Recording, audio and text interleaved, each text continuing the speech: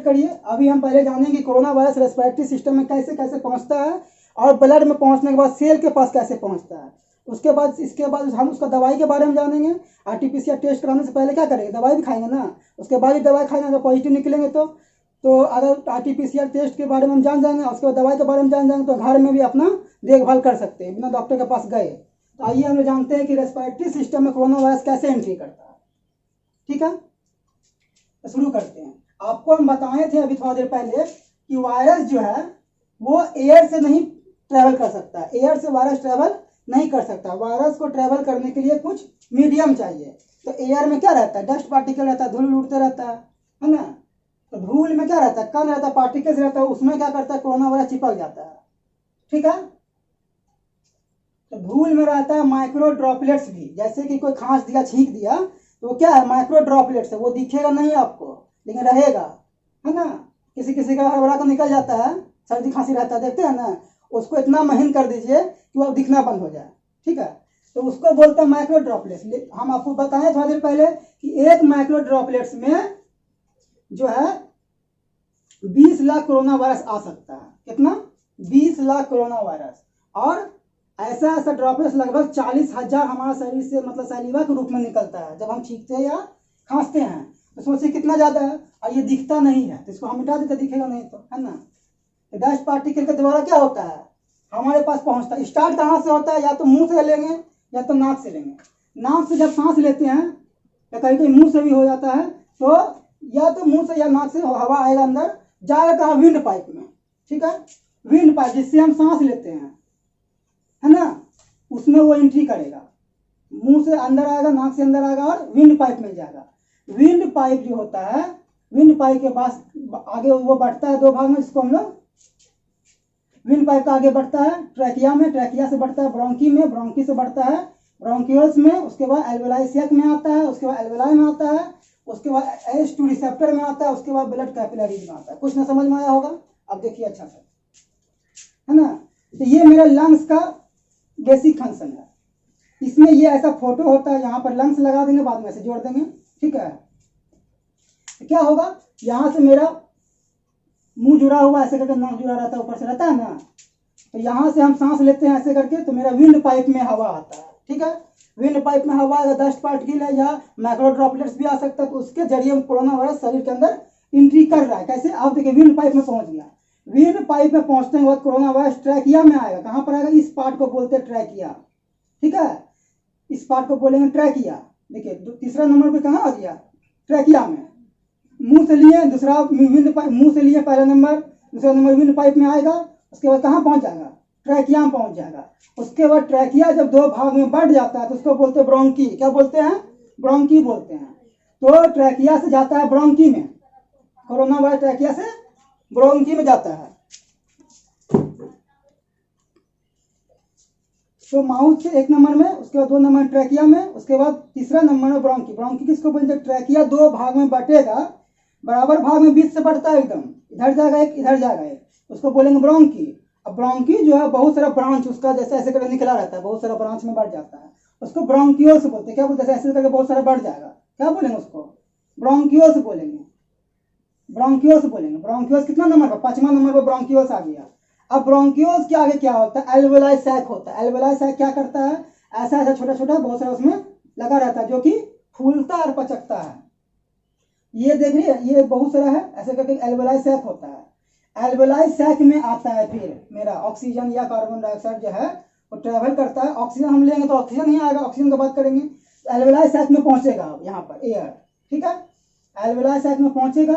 Alveoli sac कितना number पर, 6 number पर आ गया वो। अब इससे आगे बढ़ेगा, कहाँ जाएगा, तो एल्वेलाई सैक तो पूरे को बोलते हैं ना, उसमें एक जो पार्ट है उसको बोलते हैं एल्वेलाई। क्या बोलते हैं, एल्वेलाई। अब एल्वेलाई सैक से एल्वेलाई में आ गया। ठीक है, एल्वेलाई सैक से एल्वेलाई में आ गया। अब एल्वेलाई से क्या होता है, एल्वेलाई के अंदर आपको बताए थे, उसमें बताए थे थोड़ी देर पहले कि लंग्स में क्या होता है, H2 रिसेप्टर बताए थे। H2 रिसेप्टर होता है, वो एल्वेलाई के अंदर ही होता है। एल्वेलाई के अंदर ही H2 रिसेप्टर होता है, जो ऐसे करके बताए थे ना, ऐसे करके रहता है। इसमें कोरोना वायरस चिपक जाता है, किसके कारण, एस प्रोटीन के कारण चिपक जाता है। ये यहाँ पर आगे चिपकता है किस पर, H2 रिसेप्टर। ये कहाँ रहेगा, एल्वेलाई के अंदर रहेगा। अब H2 रिसेप्टर के पास पहुंच जाता है, तो ये कहाँ, शरीर के अंदर, उसके बाद कैसे एंट्री करता है, देखिए H2 रिसेप्टर, ये जो एल्वेलाई है इसके चारों तरफ ब्लड कैपिलरी बहुत सारा ऐसे करके उसमें बंधा हुआ रहता है, चारों तरफ से कवर रहता है। ये एल्वेलाई जो है ये इसके चारों तरफ क्या, ऐसे मान लीजिए एल्वेलाई है, चारों तरफ क्या रहेगा, ब्लड कैपिलरी बहुत सारा भरा रहेगा, जिससे क्या होता है ब्लड में ऑक्सीजन मिलेगा और वहां से कार्बन डाइऑक्साइड बाहर निकलेगा, वहीं से प्रोसेस होता है ये। तो ब्लड कैपिलरी बहुत सारा होता है, ठीक है। अब यहाँ पर कोरोना वायरस आएगा, H2 रिसेप्टर से ब्लड कैपिलरी में मिक्स हो जाएगा। क्यों? क्योंकि इसका काम क्या है, ऑक्सीजन को लेना और कार्बन डाइऑक्साइड को बाहर निकालना। ये प्रोसेस लगातार चलते रहता है, जिसके कारण ब्लड कैपिलरी में H2 रिसेप्टर से क्या होता है, कोरोना वायरस एंट्री कर जाता है। तो ये हो गया कोरोना वायरस एंट्री करने का प्रोसेस। अब मेरा कोरोना वायरस कहाँ पहुंच गया है, ब्लड में पहुंच चुका है। कहाँ पहुंच गया, ब्लड। नंबर में फिर से रिपीट कर देते हैं। एयर में क्या होता है, डस्ट पार्टिकल और माइक्रो ड्रॉपलेट्स होता है। माइक्रो ड्रॉपलेट्स किसको बोलते हैं, जो दूसरा आदमी खांसेगा छींकेगा उसको शरीर से जो सलीवा निकलेगा मुंह से, उसको माइक्रो ड्रॉपलेट्स बोलेंगे। सांस लेंगे, विंड पाइप में जाएगा, विंड पाइप ट्रैकिया में जाएगा, ट्रैकिया से ब्रोंकी में जाएगा। ब्रोंकी किसको बोलते हैं, जो दो भाग में बट रहा है। ब्रोंकी के बाद ब्रोंकियोस में बोलेंगे, ब्रोंकी इसका है। ब्रोंकियोस से एल्वेलाई सैक है, जिसमें ये ऐसे करके बना, ये एल्वेलाई सैक है। इसके अंदर छोटा मात्रा में एल्वेलाई होता है। एल्वेलाई के चारों तरफ कैपिलरी बहुत सारा होता है।